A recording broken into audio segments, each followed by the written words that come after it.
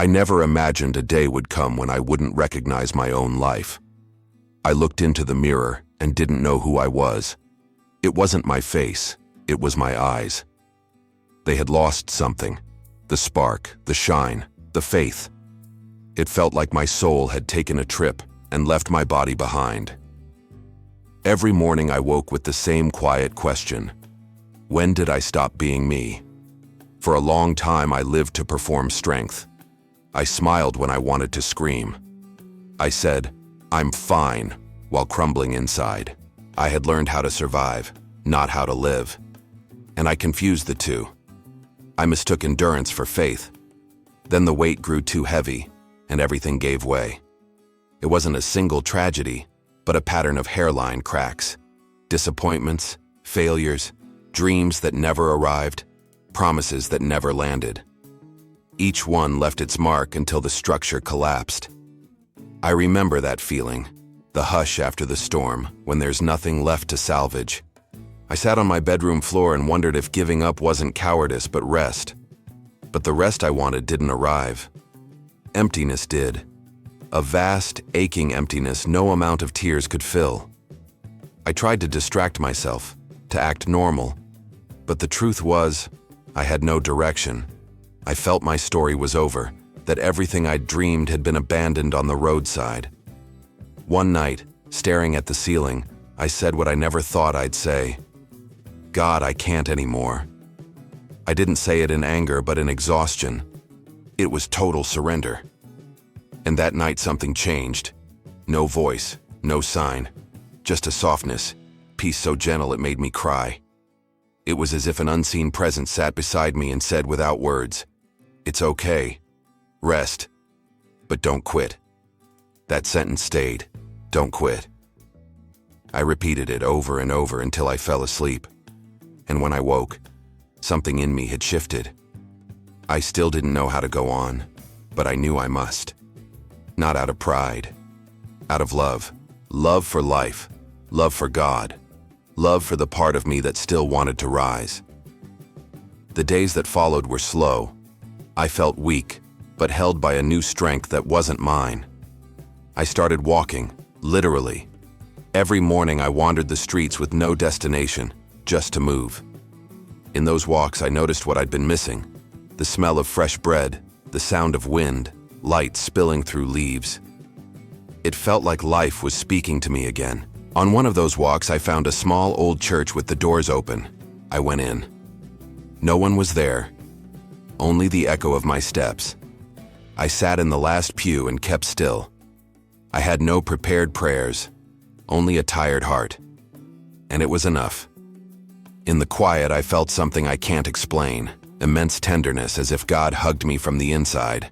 No promises, no solutions, just the certainty He wasn't done with me. I left with my soul trembling. I didn't know what would change, only that something would. It was a deep certainty, like sensing dawn before light breaks. For the first time in a long time, I wasn't afraid. That night I wrote a sentence in my notebook. I wasn't born to quit. It wasn't bravado, it was a reminder. Because surrendering isn't rest, it's forgetting. And I didn't want to forget who I was or who made me. From that day I chose to begin again. I didn't know how, I only knew I must. That decision, small, quiet, fragile, was the start of the miracle. New beginnings don't arrive with noise. They arrive when you dare to believe you can still stand up. Beginning again was not easy. No one teaches you how to rebuild when everything's broken. There are no manuals. The first days were a strange blend of faith and fear. Some mornings I woke hopeful, others uncertain.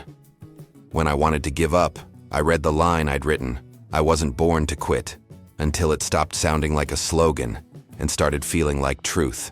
I learned rebuilding doesn't mean becoming who you were. It means becoming someone new. Someone who's seen darkness and still chooses light. That only happens slowly, with patience and humility. So I began. Step by step, prayer by prayer. At first my mind betrayed me. It's useless. It's too late. Nothing will change. When those voices came, I answered with one word: Trust. Not shouted, whispered. But the whisper was enough to quiet fear. Faith isn't always ablaze. Sometimes it's a stubborn spark that refuses to die. I placed my life in God's hands, not with resignation, but with willingness. I prayed, I don't know where you're leading me, but I'm going with you. That prayer became my compass. Slowly, what seemed impossible began to move. Not dramatically, but delicately. An opportunity opening, an unexpected conversation, a fresh idea. Small miracles disguised as coincidences. One morning in the park, I saw a tree split by lightning. Its trunk was scarred and bent, but new branches were sprouting from the base. I stared a long time. It was me, wounded, but alive, shattered, but growing. In that moment, I understood. Life doesn't wait for you to be whole to continue. It blooms in the cracks. That picture stayed with me for weeks. When weakness pressed in, I remembered it. True strength isn't never breaking. It's letting God make you again, His way. And sometimes His way hurts, but it always heals. I changed my relationship with the past. Instead of treating it like a chain, I treated it like a teacher. I learned to thank what broke me. It revealed what mattered. I learned to forgive, even the unforgivable, not for others, but for me. You can't move forward while carrying yesterday's rubble. Reading the gospel, I found a line that carved itself into my heart. Whoever wants to follow me, let them take up their cross daily. I read it again and again. Following Christ isn't walking light. It's walking with purpose, even with weight. The cross isn't punishment. It's where love and pain meet to bear fruit. And in that fruit, I found joy. Not loud joy, quiet joy. The kind born when your worth no longer depends on what the world takes or gives. Joy that stands because its roots are in the eternal. My prayer changed. I stopped asking God to remove problems. I asked for wisdom to pass through them. Serenity to accept what I could not change, courage to change what I could, and faith to wait when nothing was moving. With each prayer, I felt less fear and more trust. One evening, I found an old notebook. The entries belonged to someone lost, tired, hopeless. But as I read, I noticed something. Even in my despair, I was talking to God. Even my complaints were acts of hope. Speaking to Him through tears is still faith. I realized I'd never been truly alone. Even in the fall, God was working, not outside me, but within. Preparing, polishing, strengthening. What I called defeat was His workshop. And in that workshop, each hammer strike gave me shape. I learned the new beginning doesn't start when life improves. It starts when you trust even though nothing has changed yet. That was my starting point. Not a bright morning, but a quiet night where, without knowing, I began walking back into life. Every step, every breath, every word of faith was a seed. I wasn't born to quit. I knew it now, not just in my head, but in my soul. God didn't create me to break. He created me to be reborn. Eventually, I noticed a difference inside. It wasn't a sudden epiphany. It was a steady calm filling my days. Life was still hard, but my response had changed. I didn't run. I didn't spiral. I faced what I'd avoided, and that was the first sign of resurrection. I chose small decisions, the kind that look insignificant but shape a life. Rising earlier, caring for my body, giving thanks before sleep. Each gesture whispered, I'm still here. I still believe. Sometimes faith isn't a grand act, it's perseverance. In that humble routine, I started seeing daily miracles, not those that bend nature, but those that restore the soul.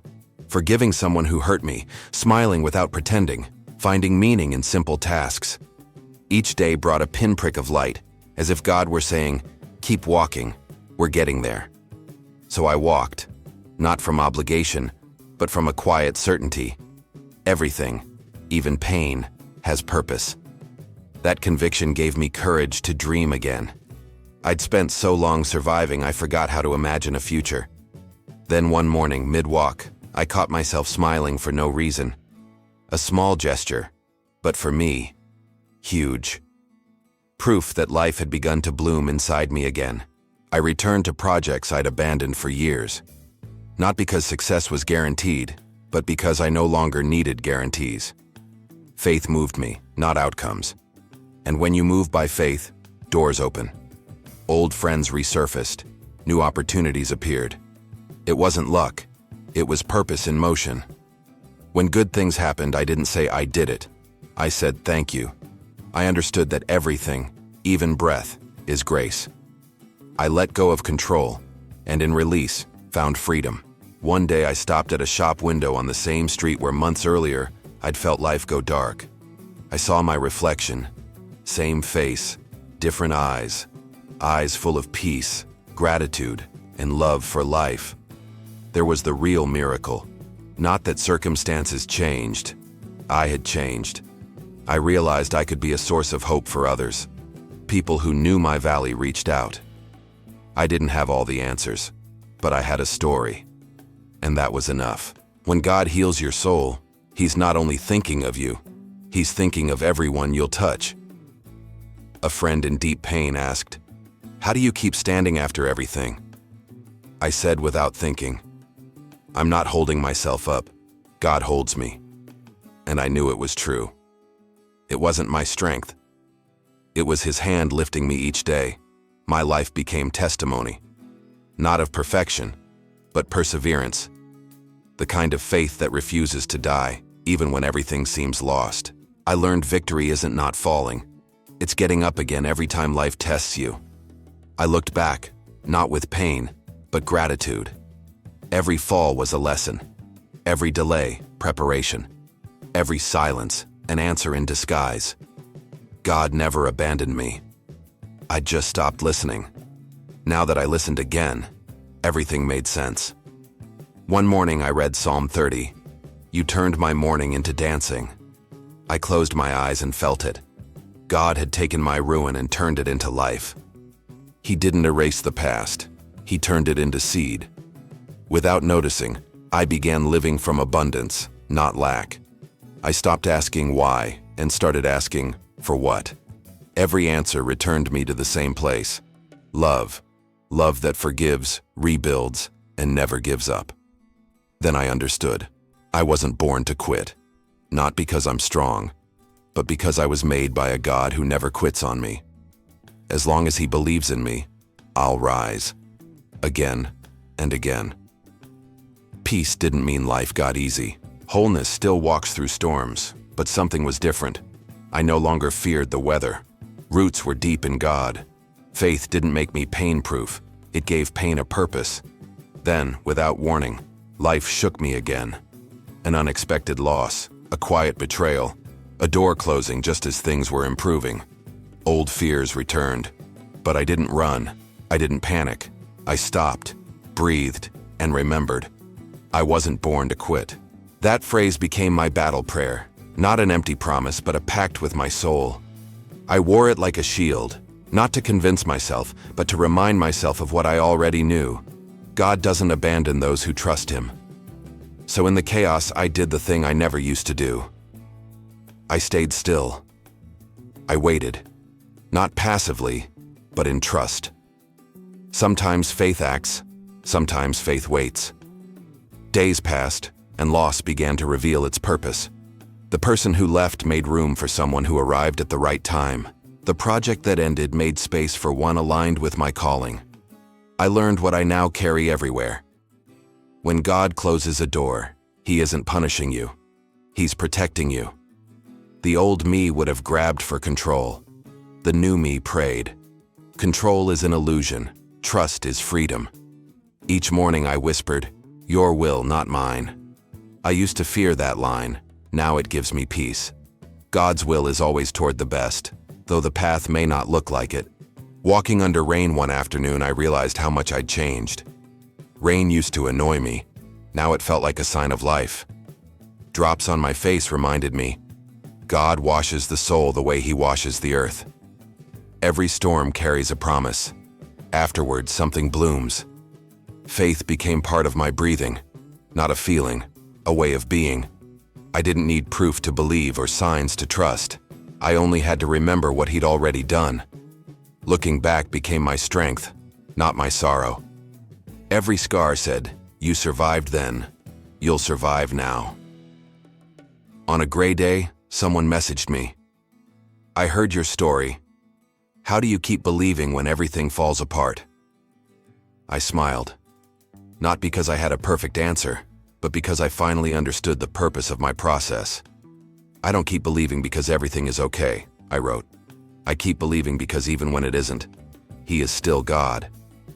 Faith isn't only to hold you, it's to be shared. When you tell your story, you remind the world that quitting isn't an option when you walk with the Creator. You don't need perfection to inspire. You need to have fallen and chosen to rise. Sometimes I cried from gratitude, not for what I gained, but for what I lost and learned. Defeat stopped wounding. They started teaching. Tears stopped shaming. They became liquid prayers. I no longer hid my falls. They were part of God's training. Every new challenge was a chance to practice what I'd learned. When hurt came, I didn't ask why. I asked, "What are you teaching me, Lord?" Answers came, not as a voice, but as certainty. "Trust, this will pass too." And it did. Not quickly, but surely. Faith doesn't speed God's timing. It gives strength to wait. One night I wrote a line that shook me. Surrender and faith aren't opposites. They're partners. You surrender yourself so you can trust Him. That surrender isn't weakness. It's power. I can't alone, but with you I can. I discovered each new beginning brings new tests, not to crush you, but to show how far you've grown. What once destroyed you now strengthens you. What once terrified you, you now face calmly. When you've seen God's faithfulness behind you, you don't fear what's ahead. And slowly I understood the meaning of the sentence that carried me from the start. You weren't born to quit. Not pride, truth. I wasn't born to quit because I was created by a God who never quits on me, even when I quit on myself. That certainty, more than any visible miracle, was the greatest gift. Whatever happens, I will never be alone again. There comes a moment when you stop chasing miracles and start living inside them. Not because life gets easy, because your sight changes. You begin to see God's hand in everything, from sunrise to the pauses of the day. Then you realize it's not about fewer storms. It's about learning to dance in the rain. My relationship with God shifted from a list of requests to a deep friendship. I spoke to Him like you speak to a close friend, without masks or ceremony. Sometimes in silence, sometimes in tears, sometimes laughing at small things. I noticed His voice isn't always thunder. Often it's a gentle thought, an intuition, a whisper only the soul recognizes. Faith, I learned, isn't clarity. It's movement in fog. You walk without the horizon in view, trusting each step is guided. I didn't need to understand the road. I needed to know who walked it with me. I began to serve, not because I felt ready, but because it was right. Small things, helping in my community, listening without rushing, encouraging those still in the darkness I'd left. I discovered something beautiful. When you help others heal, you keep healing too. A young man, weeping, said, "You talk like someone who's seen a miracle." I smiled. "The miracle wasn't what changed around me," I said. "It's what changed within me." God didn't always pull me from the storm. He taught me to sail it. I stopped trying to avoid pain. I accepted it as part of life, trusting there is beauty even there. Every tear has a purpose. Every silence of God carries a lesson. Suffering ceased to be an enemy. It became a teacher. In that learning, I found a freedom I never knew. I started living light, not grasping what I couldn't keep. I planned less, controlled less, trusted more. If something was meant to stay, it stayed. If it needed to go, I let it go. What belongs to God is never lost. What isn't, was never necessary. That freedom gave me new eyes. Every person became an opportunity to love. Every day, an invitation to begin again. I woke not fearing the future, but grateful for the present. In gratitude, I found fullness. One night while praying, a line rose so clear I had to write it. I did not bring you this far to make you fear again. I knew it was him. It confirmed that every fall, silence, and tear had been necessary for here. Nothing wasted, no mistake. Everything woven by precise love. Looking back, I saw the new beginning wasn't a date on a calendar. It was a way of life. Beginning again each day with faith, gratitude, and humility. Beginning even when the world says it's late. Beginning because God's mercy is new every morning and His love never tires. Purpose didn't drop all at once. It unfolded as I walked. Not in the grand or extraordinary, in the ordinary, in how you love, serve, and trust. Piece by piece, I learned why I exist. I wasn't born to quit. I was born to reflect God in the middle of adversity. Not for a perfect life, but for a persevering heart. At dusk one day, I didn't ask for anything. I only said, "Thank you." Faith isn't measured by how rarely you fall, but by how faithfully you rise. Staring at the stars, I knew my story wasn't over. With God, every ending is a threshold. Today I look back and can hardly believe the one who wanted to quit is the one writing these words. It's as if God took my life, broke it into 1,000 pieces and rebuilt it with a better order. What once hurt now makes sense. What looked like ruin became foundation. Everything I lost was replaced with something more real, more deep, more eternal. Suffering didn't destroy me. It refined me. Faith doesn't always blaze. Sometimes it flickers, but it never goes out. God didn't always spare me the fall, but in every fall He held me. I no longer ask for a life without tests. I ask for a heart that doesn't quit. People ask what changed my life, what made me rise. I answer the same. It wasn't an event. It was a presence, not an answer, an encounter. I discovered I never walked alone. In my darkest nights, there was a light that wasn't mine, but His love for me, unearned and unending. I once sought God in fireworks. Now I find Him in the everyday. A warm cup of coffee, a sincere conversation, a deep breath. Every detail reminds me of His faithfulness. His love isn't only in grand acts. It lives in the quiet gestures that hold a soul together. I remember the younger me who fell to his knees and said, "God, I can't." I wish I could embrace him and whisper, You only needed to let Him do it in you." Surrender to God isn't defeat. It's victory. It doesn't take your strength. It restores it. I've learned surrender isn't the same as giving up. Surrendering to God is trusting, releasing control to receive direction. You don't need a map to keep walking.